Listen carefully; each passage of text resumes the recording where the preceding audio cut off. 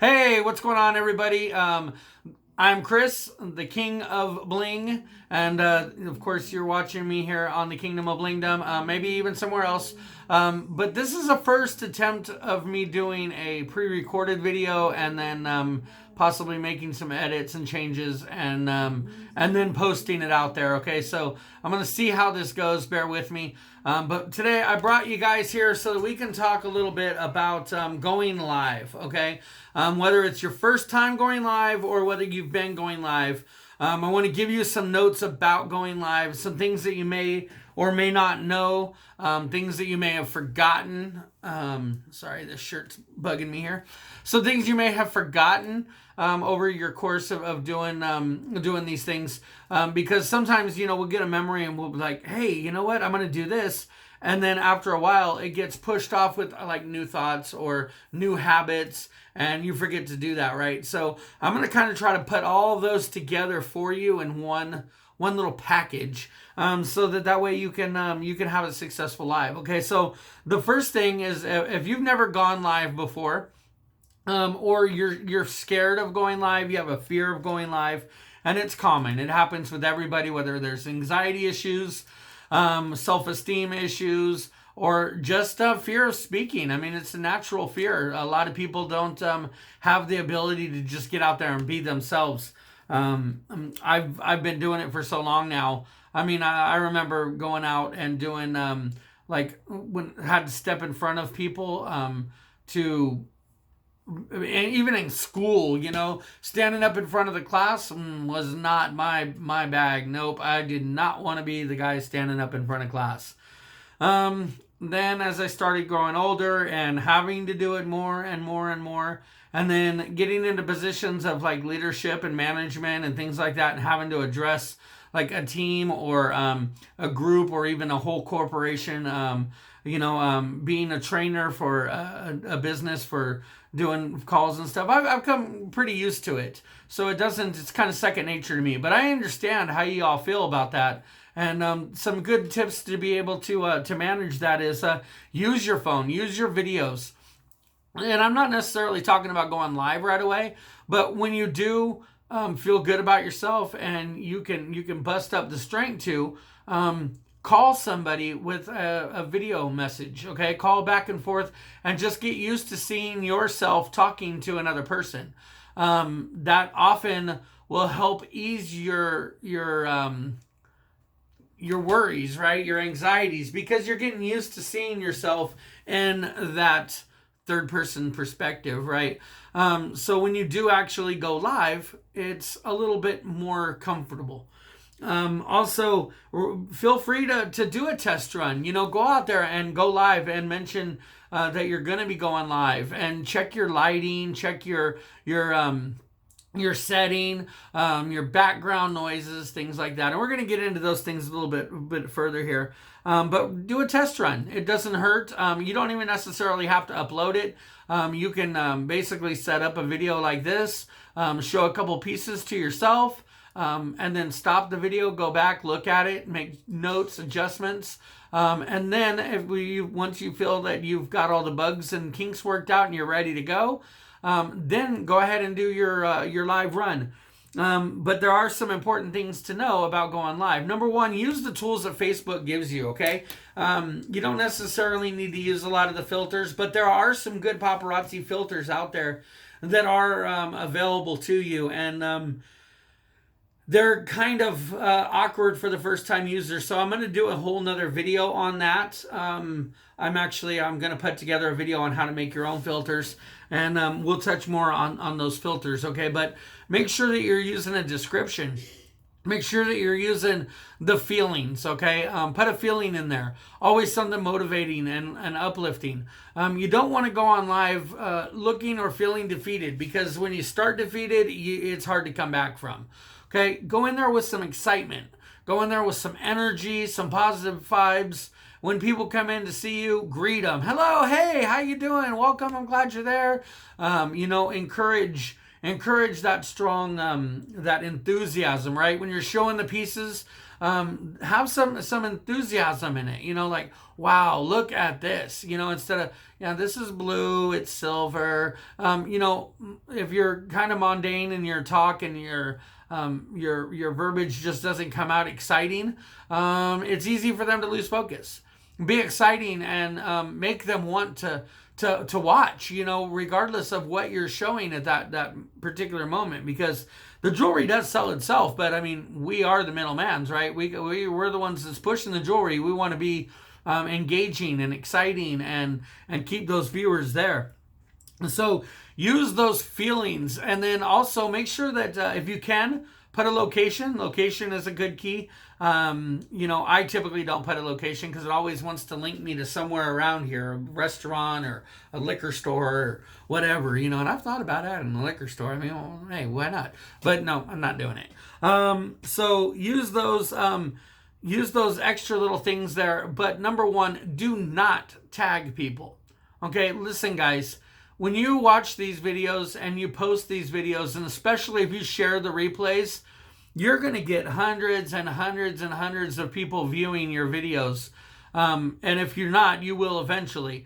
And those people that view them every time that they share, that's going to go tagged on that person's that you've tagged in that video. It's going to go on their wall. And it's going to get annoying really, really fast. And you do not want to be in a situation where other consultants are feeling that you're poaching their customers by posting on their wall. And that's exactly what you're doing. When you're tagging those people, you're posting your video directly on their wall.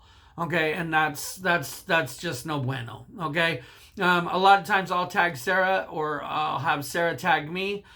Because we have two different audiences on the same team, we work together, and we expect to have a lot of shared videos on each other's page.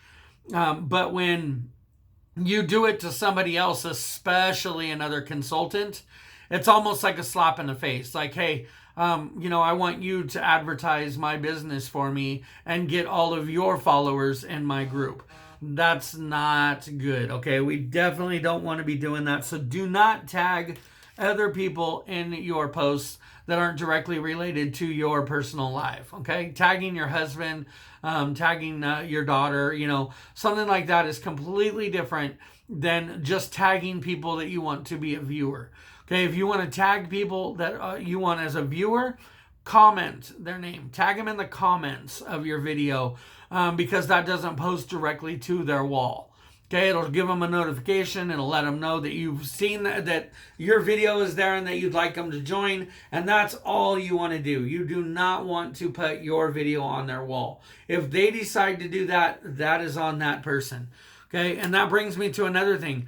Personally, I don't share anybody's, I love my team and I support every one of you guys wholeheartedly. And I pop into a lot of your guys' lives and I share, but I do not share to my own personal wall. And the reason why I don't is not because I don't want to support you, but I want my target audience to shop from me. I'm not trying to include every consultant that I have, because then we all share the same people, and a lot of you guys already know that happens regardless, right? But I don't want to encourage that. I want people to shop directly with me, and if they get wrapped in the cheerleading group that happens, well, that's normal. We're not in competition with one another. I have different jewelry than you have. You may have different jewelry than I have. But the most important part about it all is that you want to keep your audience within yourself. Okay, so make sure that when you share, what I do is there are a few Facebook groups that are specifically set up for just sharing your live videos.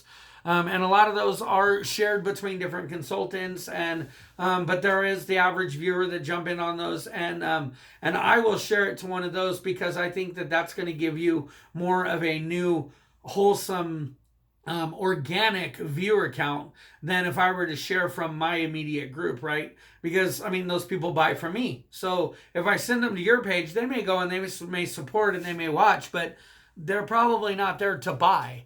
At least I'm hoping, right? Because I want to keep my audience with me. So I hope that makes sense, and I hope you understand how that works. Do not tag other consultants, okay? Like I said, tagging somebody, your friends, your family, and encouraging your other people that are in there to tag their friends and family. Hey, that's completely, that's great. That works. But make sure you do that. Let's see. In your description, make it fun, okay? You do what you want with your description. Some people keep it simple. Some people put all the information in there. But to be perfectly honest with you, a lot of people don't even read them. They see, if they're used to seeing these paparazzi lives, they see, oh, they're live, they click it, they don't even read it, okay? But use it for those that do, and make sure that you put a description in there. And a real important key here is that after you go live, go back and change your description to say no longer live, hashtag replay, screenshot if you'd like to claim a piece, screenshot and message me. Also, maybe even give them a link to your website or a link to your join. But definitely share that video and let them know that it is the replay. A lot of people do shop, a lot of people do shop those replays, so take advantage of that. But change your description at the top so they know right away. They don't even have to look for the red box. They know, oh, this is no longer live, right? And let them watch that replay. Give them the direction that you want to give them there so that they see that. Not only that, but it's another edit. So it bumps up the algorithms again. Okay, use those Facebook tools. Let's see, lighting is a key. Now I'm using a ring light, okay, up above my camera stand, and I just saw today a really cool tip that if you were to put a piece of tissue paper over, or a couple pieces even, a little bit away from the light, you'll still get the brightness of the light, but it'll take away the ring. Okay, good tip for me. Passing it on to you. Background noise. Okay, everybody knows this is a work from home business, okay? And a lot of people actually enjoy the husband walking through, or the wife walking through, or the cat walking by, or the dog barking in the background, or even a baby cry here and there. Okay, what you don't want is excessive noise. Okay, you don't want to have a whole house full of people making noise and yelling in the background. You don't want to be yelling from the live, hey, knock that off. Don't make me stop. I'm working. Leave me alone. You don't want to have those kind of things in the background. You want it to be a comforting place, right? Not a place of any kind of tension or anything that's going to detour a viewer. Okay, so pay attention to your background noise. And if you look in the Kingdom of Blingdom group page, I have a video on copyrighted music and using music in your background. Pay attention and watch that if you haven't seen that, because there's a lot of good tips and tricks in there about background music and what you can and can't play. And of course, I don't want to get into that right now just because, well, this is supposed to be kind of short. So that's the majority of going live.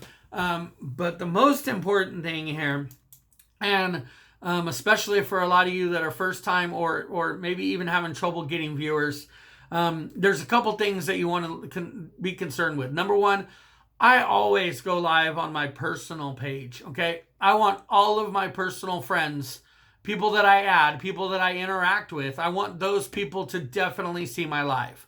Okay, so I don't want them to have to go sign up for a group. I don't want them to have to go sign up on a page. I want my target audience to be my own personal friends. Okay, and then once I'm live, then I use a second device, because I find that it's so much easier than trying to scroll and finger in the screen and up and down and all that while I'm live. Trying to read the comments. Pink. Yes, I have pink.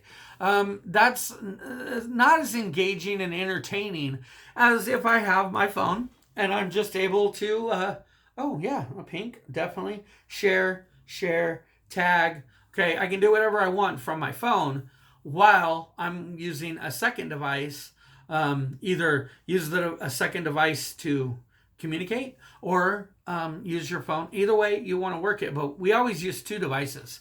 Personally, we go with a phone. We don't use a laptop when we go live. We don't use a webcam. We go live from our phone because it has a really good clear picture. There's things you can do with like a magnifying flip magnifying glass, and we've never used one, but I'm contemplating getting one just to see if there's a difference. And now I can invest a little bit into my business now that we've been working the algorithms and getting the everything built up. Okay, so behind the scenes real quick. Okay, so go to your personal page and then share that to your group page. Don't do watch parties. Okay, don't do watch parties, and don't encourage, and please ask anybody that does a watch party to please not do a watch party. And the reason why is watch parties are great and they're awesome for people that want to stream and watch a movie together. I used earlier as an example, I watch a lot of the Dukes of Hazzards, and I'm in a lot of like the Hazard fan clubs and stuff like that. And there are people that they go and they'll take the newest episode, or not the newest episode. Whoosh, wow, that slipped. The show's like 40 years old or something. But they take the episodes and they'll stream them, and then they'll start a watch party, and they'll get a lot of other fans in there. And then they'll be like, "Oh my gosh, do you remember? Did you ever see this clip? Did you ever notice the General Lee had a dent on the side? And did you ever notice that this interior is like a tan color, and the other interior's missing the roll bar?" Or, it's kind of cute and fun to be able to socialize with people you don't even really know, but you're all watching the same thing and have that same bond. So that's what a watch party is for, and it's for those people that are watching to be able to socialize with each other. But it's completely defined within that watch party, okay? There's no interaction with the actual live. There's no interaction with any other groups or parties or messengers or nothing. It's all in that watch party. So when I'm posting a live video, if somebody's in a watch party, all those people are able to comment and say sold and say they shared and say whatever they want to say in regards to what I'm doing. But I'll never see them because I'm not in that watch party. Okay, so don't do watch parties. Okay, I encourage you not to do watch parties. And then that brings me into behind the scenes. What do you do behind the scenes, right? Nobody ever talks about that. They all talk about how to get viewers and how to show yourself live. But behind the scenes, what you're going to need is, and this is all what we do. Okay, we use a notebook. Okay, and every day we start from a brand new first page. And every day that we go live, we write down the people that shared, okay, the people that bought, how many were bought, how many free pieces were given away. We list how many kids pieces were sold and who bought those, because we do our drawings and so forth to use all this information. And this is key, guys. And don't throw away these books. Keep them, because then, like when I go in here and I'm writing down names, I'm writing their full names, okay? So that this way, if I go back and I look and January was really, really busy and we did really good that month, then I can go back and I can say, oh, hey, where's this person? I haven't seen them in a while. And I can tag them in the comments of my next live. Okay, and I can look and, oh, wow, that person was buying a lot. They haven't bought much anymore. Or maybe I need to message them and ask them why. Or, hey, this person's buying a whole lot. Maybe they'd be a potential in deciding to join the team. Okay, but I keep all those page after page after page. Every time we go live, we write down the next date and start that new list. And we use them as a reference. So you'll want something like that. You want a good pen. I suggest also a Sharpie. Okay, and then we use Post-it notes. We just use standard Post-it notes. And anytime somebody claims a piece, we use something simple like this basket. Okay, and if they're a big spender and they claim a lot, we go to a larger basket. And then if they go any further than this, if we have to, we got paparazzi boxes, baby. We make it happen. Okay, so we use the Post-it note and write down the viewer's name. Okay, the person that claimed it, we put their name on the Post-it note and then put the jewelry in the bag or in the basket. And if it's not in the bag, we rebag them later. It's not a concern to us. We don't even put them back in the correct bags just because, we're popping, we're moving, we're selling stuff. So you'll want those baskets, you'll want those Post-it notes, and then we do raffle tickets for our entries. You can get these at Amazon. The baskets, you can get those at the dollar store. Sometimes you'll get a pack of 6 baskets for $1. Perfect. Post-it notes, I mean, you can find those anywhere and everywhere. You can get them from the dollar store, Dollar General. We go to Amazon a lot for a lot of our supplies. We use raffle tickets for our entries, and we put down everybody's name that has shared. And, all of our entries for our drawings are used to raffle tickets. And we even have a little raffle box. Now, this is Frank. We used him on our very first Halloween, and he stuck with us. And we actually had put him away after Halloween, and people were like, no, where's Frank? Where's Frank? So we brought Frank back out, and we use Frank all the time. And we keep talking about dazzling him up, especially for each holiday, but Frank's been Frank ever since we've known him, and we love him. So we use Frank. Some people use the love box. Oh, and all you guys that are on, okay, there's this big thing going around not to use the word share. Dropping love or spreading love or any of those things. Guys, seriously, that's a misconception as far as I can see it. Now, I've never had anybody be able to prove it wrong, but I've never necessarily tried to prove it right. But if you think about it, I mean, the button says share, okay? Facebook is not going to ban the name of their own button. They just can't do it. It would totally, if they were blocking anybody that used that word share, they would be blocking everybody and everything, and they would be blocking their own button.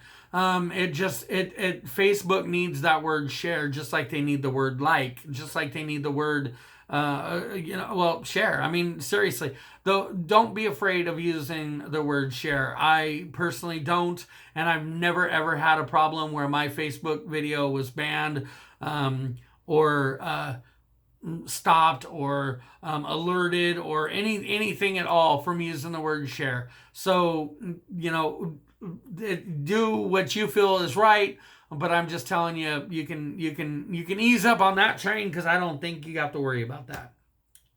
Okay, so yeah, and then we give away our free pieces, and then of course we invoice and the whole spiel. But that's a lot of all you really need in your back office is just somewhere to be able to put your pieces. And some people use envelopes, some people use mailers. I mean, it's really up to you. That's just our method. It's what we do. And we've talked about changing it up and doing something a little different. But right now, it's what's working for us. And why change the wheel unless it's flat, right? So, guys, I think that's pretty much. I'm going to just look over my notes here real quick of things I wanted to talk about. I'm at the bottom here. So I thank you guys so much for watching, and again, my name is Chris Turner. I am the King of Bling, Kingdom of Blingdom, and I appreciate you guys taking a look at this video. And feel free to drop a like or a comment. If you have any questions or concerns or something you'd like to talk to me about, feel free to message me directly. But for now, and until next time, keep it real and sling the bling.